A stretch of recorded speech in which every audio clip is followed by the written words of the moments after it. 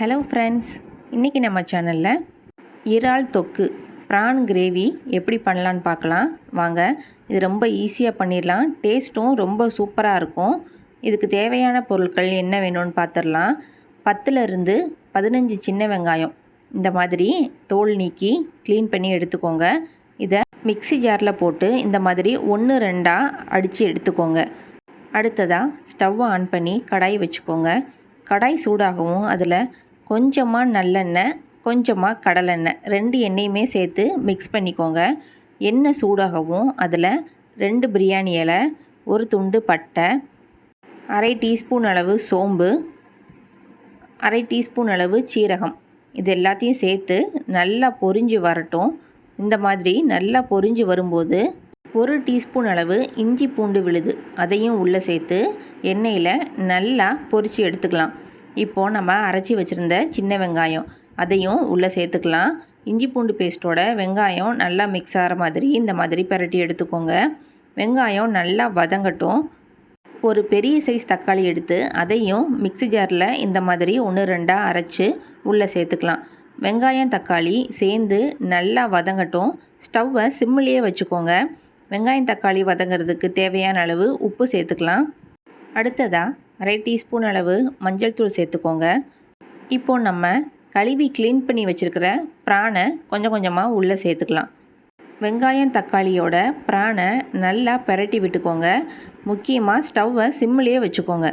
நீங்கள் எது சமைச்சாலும் ஸ்டவ்வை சிம்மிலேயே வச்சு சமைச்சிங்கன்னா டேஸ்ட்டு ரொம்ப சூப்பராக இருக்கும். இப்போது இந்த இறால் வெங்காயம் தக்காளியோடு சேர்ந்து நல்லா வதங்கிருச்சு பாருங்கள். கொஞ்சம் கொஞ்சமாக சுருண்டு வரும். இப்போது குழம்புக்கு தேவையான மிளகாய்த்தூள் நான் 1/2 டீஸ்பூன் அளவு மிளகாய்த்தூள் சேர்த்துருக்கேன்.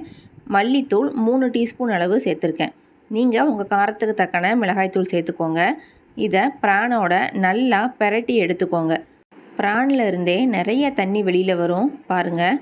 நம்ம தண்ணி கொஞ்சம் கூட ஊற்றலை, ஆனால் நல்லா செமி கிரேவி மாதிரி ரெடியாக இருக்குது பாருங்கள்.